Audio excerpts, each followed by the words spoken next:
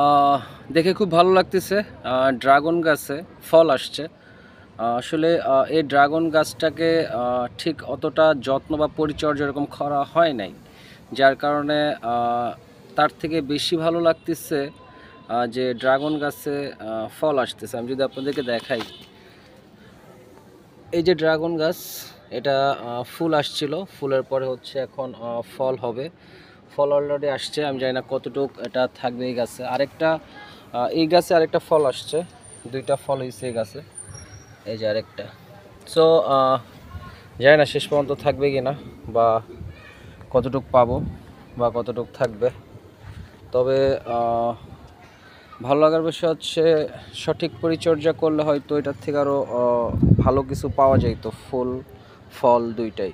So পরিশ্রম করতে হলে অবশ্যই এমন কিছুর পেছনে পরিশ্রম করা উচিত যেটার থেকে আপনি ফিডব্যাক পাবেন, যেটার থেকে আপনি ভালো কিছু পাবেন।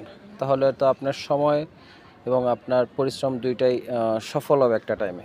এমন কারো পেছনে বা এমন কোনো কিছুর পেছনে আপনার ফুল ডেডিকেশন বা আপনার ফুল পরিশ্রম দিয়েও যদি আপনারা ফিডব্যাক না পান, তাহলে হয়তো ওইটা হয়তো আপনার বড় আফসোস থেকে যাবে, এবং হয়তো এটা আপনার সবসময় একটা কষ্ট থেকে যাবে। সো আমার মনে হয় যে আমাদের সবারই উচিত সঠিক জিনিস এবং সঠিক বিষয় এবং সঠিক মানুষ হোক বা যে কোনো কিছু হোক, ওটার প্রতি সঠিক সময় সঠিক পরিশ্রম দিলে হয়তো ভালো কিছু আশা করা যায়।